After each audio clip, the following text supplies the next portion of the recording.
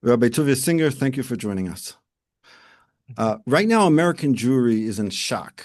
New York just elected Zoran Mamdani, a Shia 12er Muslim. Fear is spreading, and many Jews are beginning to feel like, is this the end of an American chapter? Sure, of course. So we're told explicitly in the Torah, in the two places you would predict, what's called a Teichacha, Leviticus 26, Deuteronomy 28, the blessings and the curses. So we're told explicitly when the Jewish people go into exile, the Torah says, and I will scatter you among the nations, I will draw out a sword against you. Leviticus 26, verse 33. The same thing, we have the same idea conveyed in Deuteronomy 28, verse 64 and 65, that the nations where you will go, you will have no rest. That's fairly transparent to us that if the Jews had gone to the Korean Peninsula, particularly the southern part, or if we had gone to China or Japan or the Far East, we wouldn't be dealing with this. But throughout our exile, we have been hated by the nations where we lived, which had multiple effects, which Chazal anticipated and Tanach talk about. Number one, it means that the Jewish people would still be in Gullus and be very aware that we're in exile. It's very hostile. And number two is our sages tell us that it prevents anti-Semitism, prevents Jews from assimilating because we're constantly reminded by our adversaries who we are, what we are, and that is that we're hated. The election of this mayor, Mamdani, who, as you said, is a Shia, which is an iteration of Islam, which holds the Jew in the most contempt, meaning, it's a very strange thing, but meaning they hold that Jews are mamish tameh, translate that are literally impure. If a Jew touches food, that food becomes inedible. Sunnis, which comprise 90% of the Islamic world, do not view Jews in that fashion. Next prophecy, which is very critical because we're seeing something very odd that's happening, something we're observing, the spectacle that it's not only that we're observing something that's really very striking in the largest, most populous Jewish city in the world. There are more Jews living in New York City than any other city in the world. There's no city in Eretz Yisrael that has as many Jews as New York. It's impossible to ignore that. But Mamdani is coming from the left. That's his appeal. But what we thought is that, well, we can certainly rely on our good friends, the Americans, who are on the right. After all, Donald Trump has been an extraordinary friend to Israel, and we are very grateful for what he did in taking out Iran's nuclear facilities that Israel simply didn't have the ability to hit. He and his father are both people who have a genuine love for the Jews, and he said it openly. He said, "You Jews who are going to vote for Mamdani, you must be crazy." He said it's very hard to argue with him. But what's very striking, what has emerged, is also a brand of visceral anti-Semitism on the right, in the conservative right, which people weren't expecting from the Republican Party, which no one was expecting. The emergence of Tucker Carlson, who worked for Fox News for a quarter of a century, very successful, and once he was fired, was released to exp- and it's very interesting. He's a very attractive presenter in the manner that he has, in that the way he launders the most vile anti-Semites and Holocaust deniers is simply by interviewing them. And these are puff interviews where there's no pushback, where he's simply laundering their ideas and saying, I'm just asking questions, having Nick Fuentes on. Nick Fuentes was just on Tucker Carlson's show, and he was on for hours. He's a Nazi. He's a guy who said, I like Stalin. He said he's a fan of Stalin, and there was no pushback. Stalin was one of the most evil people in the 20th century, responsible for probably 20 to 30 million people killed. He allied himself with Hitler in 1939. Hitler, in the Barbarossa, violated that agreement, and in a way, it saved us because he attacked the Russian, he attacked the Eastern Front. So that was the mistake that Hitler made that ultimately led to the downfall of the Third Reich. But what is consequential is here you have Tucker, who is simply bringing on people who state that Churchill was really the great villain of World War II. Bringing on Fuentes is shocking. And then you have other people who are coming from an iteration of Roman Catholicism that are virulently anti-Semitic, that are just simply naming the Jews. Mandami is sort of hiding it because he's saying, I have nothing against the Jews. He went into a sukkah during Sukkot. It was a very stupid thing for those guys in Satmar to do this. Very stupid. I don't want to discuss the theology of Zionism with Satmar. That's not relevant. But it was not the way of Satmar to ever ally itself with people who support terrorism, who support terrorist organizations. Neturei Karta does that, and that's why they are looked upon as the crazies of our people. That means they're not even considered our people. The people who ally themselves with terrorists. So this was something that Satmar never did, and the Satmar Rebbe opposed this completely. And what one group in Satmar did was very, very damaging, and they have to do tshuva for what they did.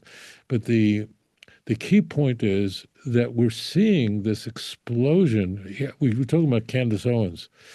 So it's interesting that the Catholic Church now just celebrated, in fact, tonight in Yerushalayim at the Notre Dame Center, which is right outside the Old City, the 60th anniversary of Nosha Atete, which is the result of the Second Vatican Council that began in let's say about 1960 and ended in 1965. And the key, most well-known, certainly most controversial document is a document called In Our Time, in which it refutes, it's a positive document. It does not undo everything, but it does say that the Jews are not responsible for killing Jesus, that we're not to be called a treacherous Jew in their prayers, in their Good Friday prayers, whatever. It was a positive document. But there are people who despise the Second Vatican Council, the real anti-Semites. And unfortunately, Candace Owens, when she married her husband, his name is George Farmer, she was a Calvinist, someone who held to Reformed theology. It doesn't matter what that means, but the thing is, she was a Protestant. But she joined her husband's version of Catholicism, which is called SSPX. Do you want me to explain what this all means? Probably so. Yeah, sure. It sounds great. I'll explain. SSPX means the Society of Saint Pius X. The date, January 25th, 1904. The meeting is between Theodore Herzl and Pope Pius X. Herzl, on a fool's errand, asked Pius X that the Vatican should recognize Israel. He said, we're not only not going to recognize Israel, you don't recognize our Savior, we're not going to recognize your state. And while we can't prevent Jews from coming to Palestine, when you come, we'll have priests waiting to baptize you. It was unbelievable. So the people who love Pius X and reject the Second Vatican Council, and that's called the SSPX Roman Catholics, they're all virulent anti-Semites like Gibson. Now, what does this have to do with what we're talking about? We're warned in Tanach explicitly by a very unique Navi, a very unique prophet. His name, Ezekiel, who lived at a very striking time. He lived during the destruction of the first temple. His Sefer, 48 chapters, could be divided into three massive segments. Very famous very famous segment of Ezekiel is a segment of Yemos HaMashiach, as an example. We have the unused blueprints of the third temple in the book of Ezekiel. I appeal to the viewers to read it from Ezekiel 40 through 48. We have a segment of Ezekiel that is devoted to tell us that the Shekhinah will always be with the Jewish people. Remember, he's living at a time when it's not just a building that destroyed the first temple, it's the first commonwealth was destroyed by the Babylonian Empire, by Nebuchadnezzar. But the part that's very critical, that's germane to our conversation, is the part where Ezekiel explains why the first temple was destroyed. This is very unique to Ezekiel, where he devotes chapters of explaining what was going on in the first temple, I mean the end of the first temple period. This is the temple that was built by King Solomon 410 years earlier, and to explain to us what will exile look for you. And what he says is something fascinating. He addresses of how the Jews will be treated if they're exiled. Ordinarily, when a people are not liked, when a minority are disliked by the host nation, as an example, Irish and Italians came to the United States in very large numbers, like Jews, at the end of the 19th century. And they were hated in America. In fact, it may be the largest lynching that ever occurred in the United States, or one of the largest lynchings that ever occurred, was to Italian Americans. In 1891, after the police chief in New Orleans was murdered, they blamed it on the Italians. About 10,000 Americans gathered up the Italians. They took them from prison. Don't ask. People who weren't even put on trial, and they lynched 11 Italians. It's very famous. And even the New York Times reported it as something, well, these are the kind of people we're dealing with here. You have to get rid of your riffraff. The Irish were hated as well. But what we're all very aware of today is no one has negative feelings towards the Irish or Italians.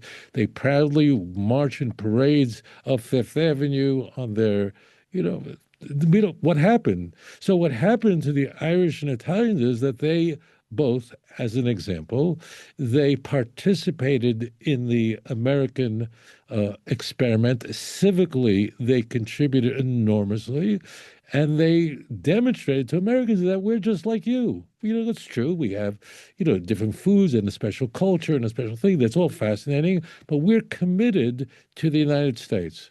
And therefore, today, whatever hatred was focused on Irish, and there were plenty of jobs in university Irish could not get into. Irish were not welcome to, don't ask. But today, these things do not exist. Why?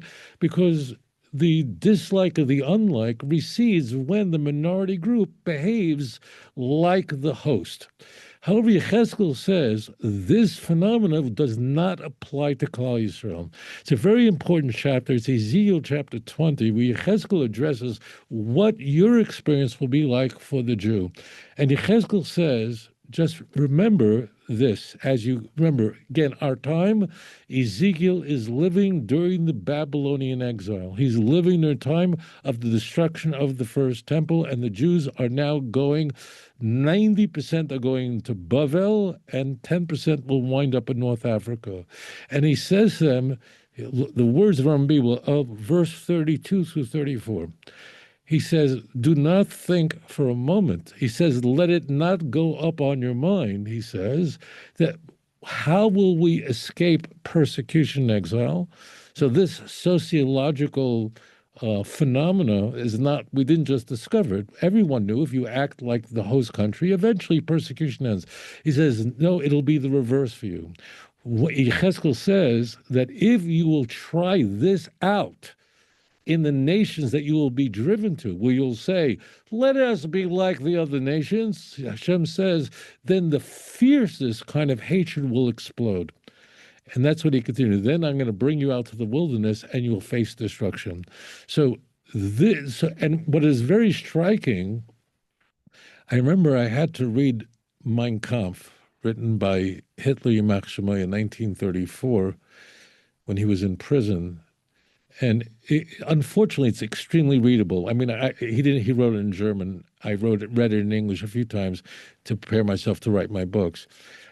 And in his first chapter, he very clearly, it's a very lucid work. It's not like the ranting of a crazy person like Nick Fuentes. He very clearly describes how before he moved to Vienna, he thought that the Jews were just another religion among, just like you have Catholics, you have Protestants, Jews were just another way. He said he realized, he says, in the streets of Vienna, he saw a Jew with side locks and a special hat, and then, which he knew, of course, was a Jew, but then he interacted with Jews who dressed just like everyone else, and he realized that they were, in fact, they were like a cancer that was infecting society. The most dangerous people to Adolf Hitler were the Jews who pretended to be like one of us, who were infiltrating our society, who are our misery, our Unglück, and in fact, we had to deal with this problem by eviscerating, by destroying them, because they are infiltrating our society and marrying our women, even worse, and so on. So we're observing a spectacle on both the left and the right in the United States, the most successful experiment for Jewish life, where Jews have full equality with non-Jews, which really never existed in history. And here we're seeing from both ends a massive problem. Tucker Carlson, I can't emphasize this enough, is a very dangerous person. It's not only because he's very attractive and he brings with him a success from Fox News, but he's also quite close to his son, works for J.D. Vance as a senior press advisor, a senior advisor to the vice president of the United States. So and I think that's why the Heritage Center defended him and his choice for not only interviewing Nick Fuentes, who's just out of his mind, he's just a neo-Nazi, but not pushing back at all. And you look at the difference between that and when Tucker Carlson interviewed the senator from Texas, Ted Cruz, and how he attacked him. So this is something that Tanach is predicting, and it's something that we're seeing emerging today. Okay, wow. Well, thank you. So what does that mean practically for a Jew watching this right now? What can we do right now? In truth, I can, there's a very interesting Gemara that describes the exile of the first temple and then Ezra, and why that the Mashiach could have come in the days of Ezra. It didn't happen because the Jewish people ger machet. The Marsha says on this, it's a Gemara in Yuma, Daf Tes Amud Aleph. It's a Gemara in Brachos, Daf Dalid. The Marsha says that why was God so angry? I just want to explain the context of the Gemara in both of these places. There were three Nevi'im. When we say Nevi'im Achronim today, that's a misnomer. It's really a mistake. It's a 500-year-old mistake that everything from Yeshaya on is called Nevi'im Achronim, the latter prophets. This is a complete error. In as far as Chazal were concerned, the Nevi'im Achronim were three individuals: Chagai, Zechariah, Chagai, and Malachi. Those three Nevi'im, those three prophets, lived during the Persian Empire. They lived during the time of Ezra. They lived during time when the Second Temple was being rebuilt. And the Gemara addresses why did we need these Nevi'im? Because it was possible that Mashiach would come during the days of Ezra, and if you build a Beis HaMikdash, you need Nevi'im. So they were there on standby in case Mashiach would have come then. It's very critical. How come Mashiach didn't come? So the Marsha explains what the Gemara says. And that is because the vast majority of the Jews did not return back to Israel, to the land of Israel when they could. In fact, you should know, we have a chapter in Tanakh. It's in the book of Ezra, chapter 2, You know what chapter 2 is? Chapter 2 of Ezra enumerates every single family, every Jew that returned to the land of Israel. 32,436, is that right? 42,360 Jews returned to Israel. Yeah, it's unbelievable. So it's I'll tell you something very interesting. I want the viewers to understand this. So our sages asked, so every family is named there, every family by name, we're told. And how many of this is the name of the family and how many of their. Now, you should know that was the first Aliyah, which means Cyrus, who opens up the book of Ezra, he begins with his soliloquy of saying he has a nevuah, he's got to tell the Jews to go back. So that was only the first Aliyah, the first wave. I mean, the Jews came from Bavel. There was nothing here in Israel. There was no Jewish life. For 50 years, from Churban Bayis Rishon, I should say that in English, from the destruction of the first temple until the Jews returned was Nun Shana, was 50 years. There was no Jews in Israel, unless they were hiding. So 42,360 Jews come to nothing, and they begin the project of building the second temple, the second commonwealth. Now, they came, there was nothing here. There was nothing here. But the Persian Empire was there. The Babylonian Empire was destroyed. Come back. Now, subsequently, it's very interesting that there were other aliyot, which means other subsequent waves that occurred years later. 8 years later, 12 years later, more Jews come back when the second commonwealth is being built. There are, of course, hiccups along the way, and that's Nehemiah, a lot of the problems that go on, but the second commonwealth is already there. It's interesting that we're only given the names of those Jews who came before the second Beis HaMikdash was built.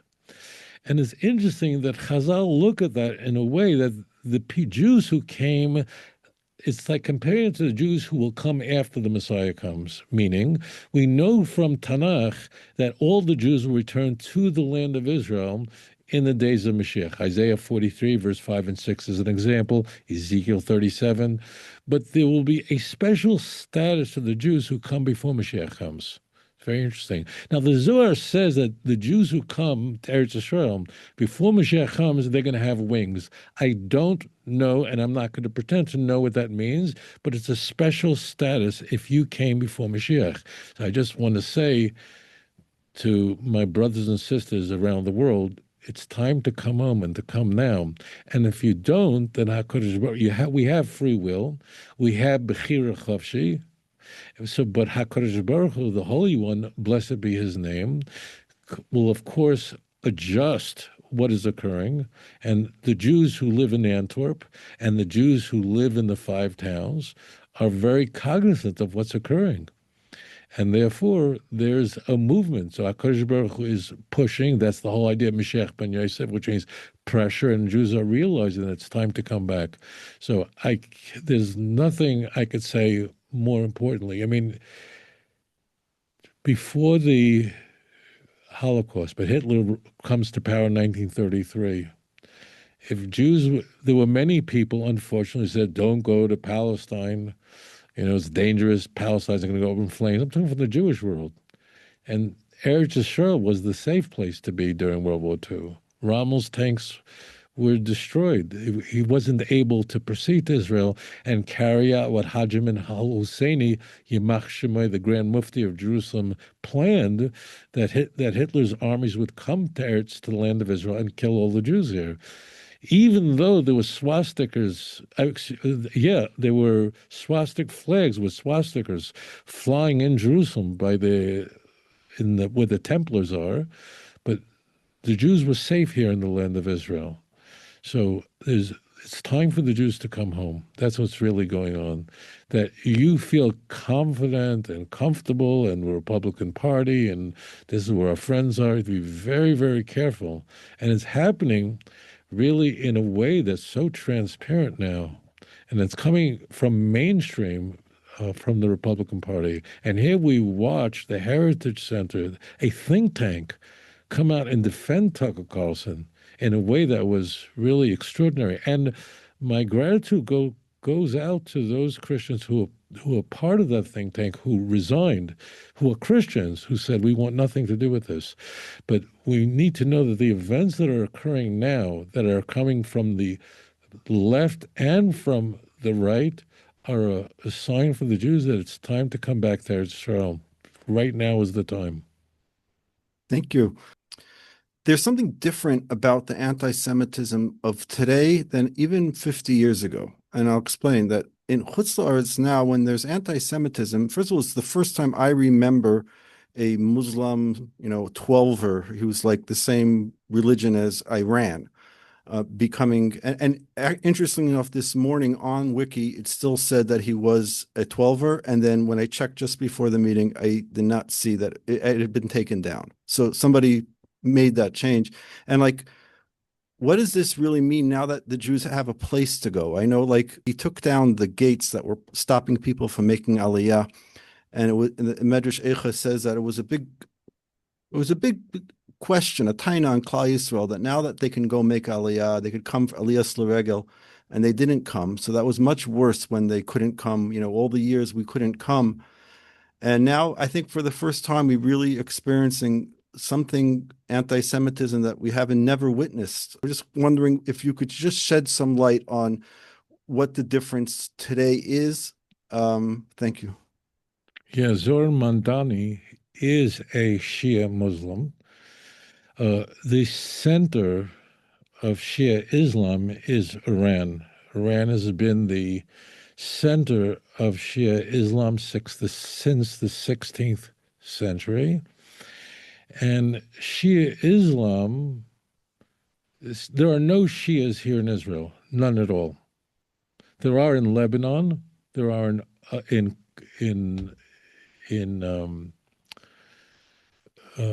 Qatar, there are in Kuwait, there are in Iraq, but the center of it all, the power of it all, is really is Iran. In their view, Jews are, and this is what's germane to this point, in their view, Jews are filthy. In their view, Jews are intrinsically, inherently dirty, are tameh, using a Hebrew word. In fact, there were many times it depends who led Iran, where if it rained in Iran, in Tehran, Jews were not allowed to go outside. They had to stay in their house. Why? Lest the rain hit a Jew, and then the water splashes off of him and touches a Shia Muslim. He becomes unclean. If the water hits a Jew, and that water then touches food of a Muslim, of a Shia Muslim, he's not allowed to eat it. The Sunni Muslims do not hold to this at all. It's strange, but Sunnis, I know many of them, and I'm interviewed on Muslim Channel, will tell me personally that they hold that Judaism is closer to them than Shia Islam. Sunnis hold that Shia is complete idolatry, a complete avodah zarah. However, the split, it should be just, I'll take 10 seconds. The split between Shia and Sunni happened very rapidly after Muhammad's death, and it was not a theological breakaway, but rather it was completely political. Who would head the Islamic caliphate after the death of Muhammad? So it's important to note that although today there are theological distinctions between the roughly 10% of the Islamic world, Shia, and 90% of the Islamic world, Sunni. Now, I'm overgeneralizing. There are other Islamic groups, but these are the two big ones. It began political, but it shifted off where Shia Islam, which this America's New York City's future mayor is a member of, has a very dark view of the Jews. And you could just look at Persia for a moment. Think about it. It has no border with the land of Israel. You could say in Syria, they're angry. The Jews have the Golan Heights. They lost a number of wars, but Iran doesn't have such a war and doesn't have any. There's no basis for them to be at war with Israel. We know they're roughly 1,000 kilometers east of Israel. They're not Arabs. It's one of the biggest insults you can call an Iranian, tell him he's an Arab. They don't like it. So Shia Islam, or the you refer to them as 12, this is an iteration of Islam that is inherently more hostile to Jews, inherently. But it's intriguing. I'll just share this one thought. It's that same book of Ezekiel, same Sefer Yechezkel, that tells us that at the end of days, that Persia will lead the coalition of nations against Eretz Yisrael, against Yerushalayim. You'll find that in Ezekiel 38 and 39, the Haftorah that we read on Sukkot, because the Gemara in Megillah tells us that that Mashiach ben Yosef, or Mechemes Gog uMagog, this end-time war, begins on Sukkot. So this is very striking. And just as a caveat, at the time when these oracles were articulated, Persia was a benign nation. I mean, it was not they did not pose a threat to the Jewish people. And throughout the Sasanian Empire, the Persian Empire, Jews had it good. The Gemara, the Babylonian Talmud, was written under the Sasanian Empire, and life was very comfortable for them, in contrast to what the Jews were enduring under the Roman Empire, which was absolute nightmare in the Byzantine Empire, in the eastern part of the empire. I just want to convey this to the viewer. Something very intriguing about prophecy is, unlike the person who's the weather person on telling you what the weather's going to be like, he's not a Navi. The person who's telling you what it'll rain tomorrow, whatever it's going to be, he's studying maps, satellite imagery, and he's extrapolating from that what's the weather likely to be like tomorrow and the next day after that.